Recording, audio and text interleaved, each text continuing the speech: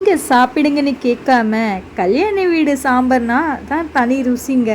முருங்கைக்காயும் முள்ளங்கியும் சேர்ந்தா சமையல் வாசனையே வீடு முழுக்க பரவி கொடுக்குங்க. இன்னைக்கு அந்த அதிரடியான கல்யாண வீட்டு சாம்பார் தாங்க நம்ம சேனலில் பார்க்க போகிறோம். சரியாக ருசிக்க பாருங்க. உங்கள் வீட்டிலையும் கல்யாண வீட்டு ஃபீல் வருங்க. வாங்க வீடியோக்குள்ளே போகலாம்.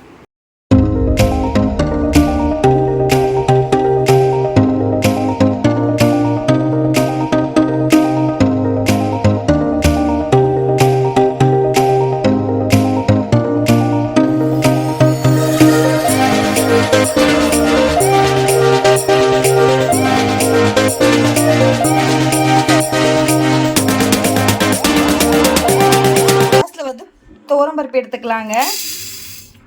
இப்போ நல்லா இதை கழுவிடலாம்.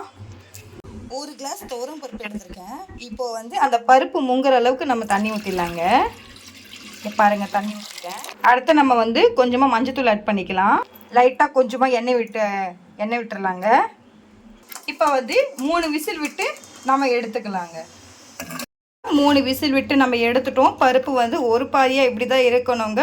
அப்போ தான் நம்ம காய் கூட பருப்பு சேர்ந்து செய்யும் போது நம்மளுக்கு கரெக்டாக இருக்குங்க. இந்த மாதிரி ஒரு பாதியாக எடுத்து 3 விசில் விட்டு நீங்கள் எடுத்துக்கணுங்க. அடுத்த ஸ்டெப்பு நான் காட்டுறேன் என்ன பண்ணலான்ட்டுங்க. இப்போ நம்ம பேச்சுலர் சாம்பார் செய்யறதுக்கு ஆரம்பிச்சிடலாங்க. 3 பச்சை மிளகாய் எடுத்துக்கோங்க. 3 காஞ்ச மிளகாய் எடுத்துக்கோங்க. 7-8 சின்ன வெங்காயம் எடுத்துக்கோங்க. இங்கே ஆட் பண்ணிக்கலாங்க. கத்திரிக்காய் ஆட் பண்ணிக்கலாங்க. பீன்ஸ் வெட்டி வச்சுருக்கோம், அதை ஆட் பண்ணிக்கலாங்க. இப்போ கேரட் நம்ம ஆட் பண்ணிக்கலாங்க. உங்ககிட்ட என்னென்ன காய் இருக்கோ நீங்கள் எல்லாமே ஆட் பண்ணிக்கோங்க. இது பேச்சுலருக்கு ரொம்பவே முக்கியங்க. இது ரொம்ப ஸ்பெஷலான ஒரு சாம்பாருங்க. இது நம்ம கல்யாண வீட்டு சாம்பாராகவும் எடுத்துக்கலாம், இல்லைன்னா நம்ம பேச்சுலர் சாம்பாராக கூட எடுத்துக்கலாம். பட் பேச்சுலருக்கு இந்த மாதிரி சாம்பார் நீங்கள் செஞ்சீங்கன்னா இது ரொம்பவே உங்களுக்கு ஈஸியாக இருக்குங்க. நீட்டு வாக்கில் முருங்காய் கட் பண்ணியிருக்கோங்க. அந்த முருங்காவை ஆட் பண்ணிக்கலாங்க. ஒரு 3 தக்காளி நான் சிறு சிறியாக கட் பண்ணியிருக்கேன், அதுவும் நம்ம ஆட் பண்ணிக்கலாங்க. இப்போ பாருங்கள், எல்லாமே நம்ம ஆட் பண்ணிட்டோம். இதுக்கு மேலே உங்களுக்கு வேறு ஏதாவது காய் தேவைப்படுதுன்னா நீங்கள் ஆட் பண்ணிக்கலாங்க. சாம்பார் பொடி 2 டீஸ்பூன் ஆட் பண்ணிக்கலாங்க. இது வீட்டில் அடித்த சாம்பார் பொடிங்க. 2 டீஸ்பூன் மல்லித்தூள் ஆட் பண்ணிக்கலாங்க. சப்போஸ் நீங்கள் காய் அதிகமாக ஆட் பண்ணுறீங்கன்னா அதுக்கு தகுந்த மாதிரி நீங்கள் காரம் எடுத்துக்கோங்க. இப்போ நான் அடுத்து நம்ம ஆட் பண்ண போகிறது தனி மிளகாய் தூளுங்க. இன்றைக்கி நான் இவ்வளோ காய் எடுத்திருக்கேன், அதனால் 1 டீஸ்பூன் தனி மிளகாய் தூள் ஆட் பண்ணிக்கிறேங்க. லைட்டாக பார்த்தீங்கன்னா தேங்காய் எண்ணெய் ஊற்றிக்கோங்க. நான் எண்ணெய் ஊற்றிட்டேன். மேலே எல்லாத்தையுமே மிக்ஸ் பண்ணிக்கலாங்க. அடியிலேருந்து போட்டு மிக்ஸ் பண்ணணுங்க. நீங்கள் இங்கே பாருங்கள், நல்லா மிக்ஸ் பண்ணியாச்சு. நல்லா மிக்ஸ் பண்ணிடலாம். இங்கே பாருங்கள், நல்லா மிக்ஸ் பண்ணிடுறேன். நம்ம தண்ணி ஊற்றிக்கலாங்க. இங்கே பாருங்கள், தண்ணி ஊற்றிட்டேன். இப்போ நம்ம ஸ்டவ் ஆன் பண்ணிடலாங்க. ஸ்டவ் ஆன் பண்ணிவிட்டு இதை வச்சிடலாங்க. பாருங்கள், நல்லா மூங்குற அளவுக்கு நம்ம தண்ணி ஊற்றிட்டோங்க. இதை நல்லா வேகட்டோங்க. இப்போ பாருங்கள், கத்திரிக்காய் நல்லா மசாலாவில் நம்ம நல்லா மிக்ஸ் பண்ணிட்டோங்க. இப்போ பாருங்கள், கருப்பாகலை கத்திரிக்காய். இந்த ஸ்டேஜில் பார்த்தீங்கன்னா இதை மூங்குற அளவுக்கு தண்ணி ஊற்றிட்டு ஆட் பண்ணிக்கோங்க. ஊற்றிட்டு நல்லா கொதிக்கட்டோங்க. நல்லா கொதிச்சிருச்சு. காயும் ஓரளவுக்கு வெந்துருச்சுங்க. இப்போ கத்திரிக்காயும் பாருங்கள் நல்லா கருப்பாகலை. இந்த ஸ்டேஜில் நம்ம பருப்பு வேக வச்சோல்ல, அதை போட்டுக்கலாங்க. உங்களுக்கு மத்து போட்டு கடையணுன்னா கரைஞ்சிக்கோங்க. ஆனால் பார்த்தீங்கன்னா கொஞ்சம் பருப்பாக இருக்கணும். அப்போ தான் நல்லா கரெக்டாக இருக்குங்க. அகலமான பாத்திரத்தில் ட்ரான்ஸ்ஃபர் பண்ணிட்டேங்க. எதுக்காக அப்படின்னா நம்ம பருப்பெல்லாம் ஊற்றும் போது கொஞ்சம் மேலே வரும், அதனால ட்ரான்ஸ்ஃபர் பண்ணிட்டேங்க. நம்ம பருப்பெல்லாம் ஊற்றிட்டோம். பருப்பு எல்லாம் போட்டுட்டதுக்கு அப்புறமா நல்லா இப்படி கிண்டிக்கிட்டே இருங்க 2 நிமிஷத்துக்கு. தண்ணி ஆட் பண்ணிக்கோங்க.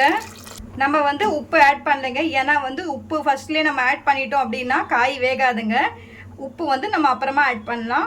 அது எப்போ ஆட் பண்ணுறேன்னு சொல்லிட்டு நான் உங்ககிட்ட சொல்கிறேங்க. நல்லா கொதிக்குதுங்க. கொதிச்சு மேலே வருது. இந்த ஸ்டேஜில் நம்ம என்ன பண்ணோம்னா எலுமிச்சை சைஸில் புளி எடுத்திருக்கேன். நம்ம புளி தண்ணி ஆட் பண்ணிடலாம். கொஞ்சமாக தான் ஆட் பண்ணோம். எதுக்காகனா நம்ம ஆல்ரெடியே இந்த சாம்பார் செய்கிறதுக்கு தக்காளி அதிகமாக ஆட் பண்ணியிருக்கோம். அதனால் கொஞ்சமாக எலுமிச்சை சைஸில் அளவுக்கு புளி எடுத்து நீங்கள் கரைச்சிக்கோங்க. கரைச்சி அந்த தண்ணியை வடிகட்டி ஊற்றுங்க. சாம்பாரை தாளிச்சிடலாம். அதுக்கு ஒரு தாளிப்பு ரெடி பண்ணிடலாங்க. ஒரு அகலமான ஒரு பாத்திரம் எடுத்துக்கோங்க, ஒரு பேன். அதில் கொஞ்சமாக ஆயில் விட்டுக்குங்க. எண்ணெய் நல்லா காஞ்சிருச்சு. எண்ணெய் காஞ்சதுமே நீங்கள் கடுகு ஆட் பண்ணிக்கோங்க. அடுத்து நம்ம கொஞ்சமாக வெந்தயம் ஆட் பண்ணிக்கலாங்க. ஒரு 1/4 டீஸ்பூனு. அடுப்பை சிம்மில் வச்சுக்கோங்க. அடுத்து நம்ம சீரகம் கொஞ்சம் ஆட் பண்ணிக்கலாம். கொஞ்சமாக கருவேப்பிலை ஆட் பண்ணிக்கலாங்க. அடுத்து நம்ம ஆட் பண்ண போகிறது காஞ்ச மிளகாய் ஆட் பண்ணிக்கலாங்க. தாளிப்பு ரெடி ஆயிடுச்சுங்க. அடுத்து நம்ம அதில் ஆட் பண்ணிடலாங்க. குழம்புல நம்ம அந்த தாளிப்பில் இது ஆட் பண்ணிக்கலாங்க. இப்போ பாருங்க, இதை நம்ம ஆட் பண்ணிட்டோம். காய் நல்லா வெந்துருச்சுங்க. இந்த ஸ்டேஜில் நம்ம மேலே வந்து பார்த்தீங்கன்னா கொத்தமல்லி போட்டுடலாங்க. எதுக்காக கொத்தமல்லி ஆட் பண்ணுறோம் லாஸ்ட்டில் அப்படின்னா, கொத்தமல்லி நம்ம லாஸ்ட்டில் ஆட் பண்ணும்போது வாசனை செம்மையாக தூக்குங்க. மூடி திறக்கும் போது கமன்னு தூக்குங்க. 7 வீட்டுக்கு வாசனை வருங்க. அப்படி வந்து உங்களுக்கு எவ்வளோ உப்பு தேவையோ அந்தளவுக்கு நீங்கள் ஆட் பண்ணிக்கோங்க. ஆட் பண்ணிவிட்டு உப்பு, காரம், புளி எப்படி இருக்குன்னு செக் பண்ணிக்கோங்க. சப்போஸ் அதிகமாக இருந்தது இல்லை கம்மியாக இருந்தது அப்படின்னா கூடியும் குறைச்சி உங்களுக்கு தகுந்த மாதிரி நீங்கள் அட்ஜஸ்ட் பண்ணிக்கோங்க. 2 நிமிஷத்துக்கு கொதி கொடுங்க. 2 கொதிய வந்துச்சுங்க. 2 நிமிஷத்துக்கு மேலே கொதிக்க விட்டோம். இப்போ ஸ்டவ் ஆஃப் பண்ணிடலாங்க. சூப்பரான மணக்க அலமு ஸ்டைலில் ஒரு அருமையான நம்ம வீட்டு sambar and bachelor sambar ready ஆகிடுச்சுங்க. வாங்க பரிமாறிடலாம். சுட சாதத்தோட ஒரு அருமையான பாருங்க செம்மையாக இருக்குது. பாருங்க சாப்பாடு பாருங்க அப்படியே சூடுங்க. அந்த மழைக்கு இதுமா ஒரு அருமையான சுட சாதங்க. அதுக்கு மேலே பாருங்க சுட சாம்பாருங்க. நம்ம வீட்டு கல்யாண சாம்பார் மட்டும் இல்லாமல் பேச்சுலர்களுக்கு பாருங்க ஒரு அருமையான ஒரு சாம்பாருங்க. இங்கே பாருங்க அந்த வெங்காயத்தோடு அதை பிசைஞ்சு சாப்பிடும்போது அம்புட்டு ருசியாக இருக்குங்க. இந்த சாம்பார் சாப்பிட்டதுக்கப்புறம் சாம்பார் அப்படின்னா இது தான்ங்க ஞாபகம் வரும். இதை கண்டிப்பாக செஞ்சு பாருங்க. பின்னாடி ரொம்ப நன்றி சொல்லுவீங்க. இந்த சாம்பார் ரெசிபி உங்கள் வீட்டுக்காரங்களுக்கும் அம்மா கை பக்குவம் ஞாபகம் வருங்க. உங்கள் குடும்பத்தோட ஒரு வார்ம் லஞ்ச் இது பர்ஃபெக்ட் ரெசிபி தாங்க.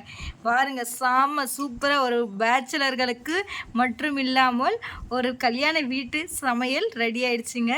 இதுக்கு வந்து பார்த்தீங்கன்னா அதுக்கு பாருங்க நம்ம வீட்டில் செஞ்ச வத்தலுங்க. இது பாருங்க செம்ம கிறிஸ்பியாக இருக்கும். வாயில் போட்டு அந்த சாம்பார் சாதத்துக்கு அப்படியே மொறுன்னு இருக்குங்க. இந்த வீடியோ ரெசிபி நான் இன்னொரு நாளைக்கு வந்து அப்லோட் பண்ணுறேங்க. சாம்பார் வந்து எப்படி இருந்துச்சுன்னு சொல்லிட்டு கமெண்ட்டில் சொல்லுங்கள். இந்த மாதிரி ரெசிபிகள் வேணும்னா லைக் பண்ணுங்கள் என்னுடைய சேனலுக்கு. அது மட்டும் இல்லாமல் சப்ஸ்கிரைப் பண்ணுங்கள். சப்ஸ்கிரைப் பண்ணிவிட்டு பெல் ஐக்கனை கூட கிளிக் பண்ணுங்கள். செம்ம சூப்பராக இருக்குது பாருங்க. பல விதமான காயோட நான் ஒரு பேச்சுலருக்கான ஒரு அருமையான நம்ம வீட்டு கல்யாண சமையல் செஞ்சுருக்க கல்யாண சாம்பாருங்க.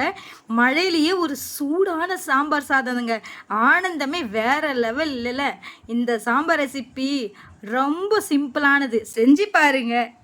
இந்த ருசி உங்கள் வீட்டு சமையலிலே மாற வைக்குங்க. இப்போ பிறங்க உங்கள் முன்னாடி வந்து பார்த்தீங்கன்னா நம்ம வந்து எடுத்து காட்டுறேன் எப்படி இருக்குன்னு சொல்லிட்டு. செம்ம சூடாக இருக்குது, அதனால தான் நான் ஸ்பூன் யூஸ் பண்ணுறேங்க. டேஸ்ட்டே வேறு லெவலுங்க.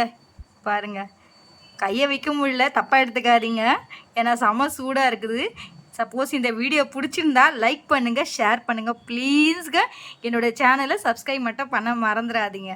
ஏன்னா அப்போ தான் நான் போடுற வீடியோஸ் உடனே நீங்கள் பார்க்க முடியுங்க. என்ன வீடியோ எது இருந்தாலுமே ஃபுல்லாக பாருங்கள். அப்போ தான் வந்து நான் என்னென்ன இன்க்ரீடியன்ஸ் ஆட் பண்ணியிருக்கேன்ட்டு உங்களுக்கு ஃபுல் வீடியோவில் தெரியும். உங்களுடைய நண்பர் மட்டும் இல்லாமல் உங்களுடைய ஃபேமிலி மெம்பர்ஸ்க்கும் கண்டிப்பாக இந்த வீடியோவை ஷேர் பண்ணுங்கள்.